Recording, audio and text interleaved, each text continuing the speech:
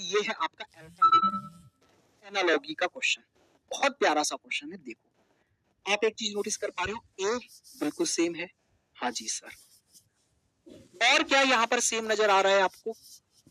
जल्दी से देखो, ए सेम है ना? हाँ जी सर।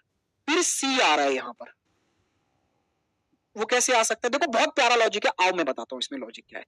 लॉजिक है कि इसमें वॉवेल को तो सेम रखो और कॉन्सोनेंट को मेरे भाई अपोजिट कर दो। जैसे एन का अपोजिट एम, सर वो दिख तो नहीं रहा, रुक जाओ अभी पहले करो तो सही। एक्स का opposite C, I same, O same, U same, और एस का अपोजिट क्या हो जाएगा? एच।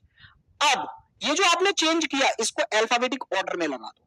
तो सबसे छोटा ए से बड़ा सी से बड़ा एच से बड़ा आई से बड़ा एम, फिर ओ, फिर यू। सेम यहां पर करो। देखो बी है कॉन्सोनेंट, तो इसका अपोजिट हो गया वाई, ई सेम, टी का अपोजिट जी, डब्ल्यू का अपोजिट डी, ई सेम, एन का अपोजिट एम। अब इनको अल्फाबेटिक ऑर्डर में लगा दो। तो 3 ई है, सबसे पहले आएगा डी, फिर उसके बाद में 3 ई, फिर उसके बाद में जी आएगा, फिर एम आएगा और फिर वाई आएगा। D E G M Y, option number A आपके क्वेश्चन का राइट आंसर है। नेक्स्ट क्वेश्चन पर आ जाओ। इस वाले क्वेश्चन को देखो, ये भी अल्फाबेट एनालॉजी का क्वेश्चन है। आप इनकी पहले नंबरिंग कर लो, 3 8 1 13, और ये मेरे भाई 2, और ये 5, ये 18। इधर देखो ये 25, ये आपका कितना है जी? 24, ये 20, ये भी 20, और ये आपका 15, और ये 10, और ये 9। अच्छा आप एक चीज यहां नोटिस कर रहे हो, ये घटते हुए क्रम में अरेंज है। तो इसका मतलब है जो भी चेंज किया गया है उसके बाद में इनको घटते हुए क्रम में अरेंज किया है। तो पहले आप चेंज पहचानो, क्या हो सकता है चेंज। यहां पर आप देखिए ध्यान से, अगर मैं यहां पर सबसे बड़ा देखूं तो वो है 18, और उससे यहां सबसे बड़ा देखूं तो 25 हो जा रहा है, यानी 7 जोड़कर बात बन रही है। 7 जोड़कर बात बन रही है, हाँ या ना? बिल्कुल सर। अच्छा ऐसे ही अगर हम यहां पर और देखने लग जाएं तो क्या होगा? और एक बार यहां पर देखिएगा, या इसमें से अगर मैं 7 घटाता हूं तो 11 तो नहीं है, 7 जोड़िएगा। अच्छा इसमें 7 जोड़ना जरा 9 हो रहा है, तो ये भी है सर मेरे पास, सबसे छोटे से सबसे छोटा भी 7 जोड़ के है। चलो तो बात बन गई भाई। क्या बात बनी? कि यहां पर जो कॉन्सोनेंट है उनमें 7 जोड़ा गया है और वॉवेल में से 7 घटाया गया है। जैसे ए में से 7 घटाओगे तो 20 आएगा। तो आप करो पहले ऐसे, यहां पर 7 जोड़ो तो ये हो गया 10, यहां पर भी 7 जोड़ो तो ये हो गया 15, है ना हमारे पास 15 भी। यहां से 7 घटाए तो 20, ये कॉन्सोनेंट है, 7 जोड़ो तो 20, ये कॉन्सोनेंट है, 7 जोड़ो तो 9, ये वॉवेल है, यहां से 7 घटाना पड़ेगा आपको। तो यहां से 7 घटाओगे मेरे भाई तो आपके पास में कितना आ जाएगा? तो ये आपके पास में आ जाएगा 24, और यहां 7 जोड़ोगे तो 25। अब इनको एक क्रम में अरेंज कर दो, 25, 25 से छोटा 24, 24 से छोटा 20, फिर 15, फिर 10, फिर 9, यही तो है। Yes sir. तो सेम यहां करो आप। पहले आप जो आपके कॉन्सोनेंट है उनमें 7 जोड़ो, और जो वॉवेल है उनमें से 7 घटाओ, -7, -7, -7, और नंबरिंग लिख लो इनकी। तो यहां देखो 7 और 7, इसकी वैल्यू 14 होनी चाहिए, और ई में से अगर आप 7 घटाते हो तो 24 होना चाहिए। एन में 7 जोड़ते हो तो 14 और 7 21वां लेटर होगा, यहां 7 घटाओगे तो 24वां, यहां पर आर में 18 में 7 जोड़ोगे तो 25वां लेटर, और यहां से 7 घटाओगे ए से तो 20वां, और 12 में 7 जोड़ोगे तो 19वां। अब इनको क्रम में लगा लो, सबसे पहले 25, फिर 24, फिर 24, फिर 21, फिर 20, फिर 19, फिर 14। देखो 25 का मतलब 22, 24 का मतलब x, तो ये दो ऑप्शन यहां पर है, डी जिसमें 2 x है। ऑप्शन नंबर डी ही राइट आंसर है आपके इस क्वेश्चन का। चलिए नेक्स्ट क्वेश्चन पर चलते हैं भाई। नेक्स्ट क्वेश्चन यह, इसको हम सिमिलर सेट भी बोल सकते हैं या नंबर एनालॉगी भी बोल सकते हैं।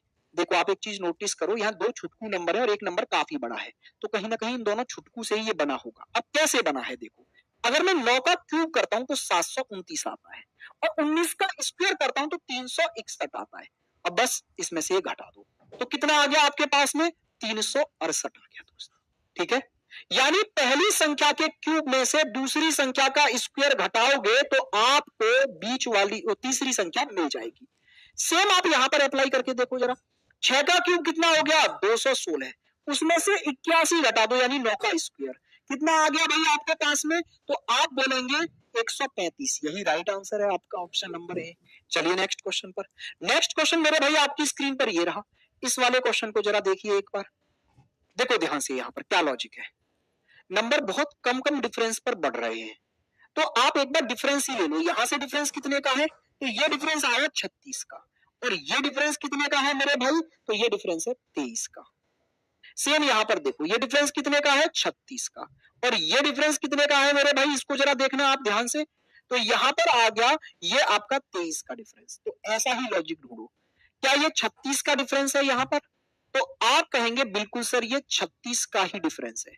और यहां डिफरेंस कितने का है जरा देखेंगे आप, क्या 23 का डिफरेंस है? बिल्कुल सर। तो ऑप्शन नंबर ए ही आपके क्वेश्चन का राइट आंसर हो गया। आइए नेक्स्ट क्वेश्चन पर।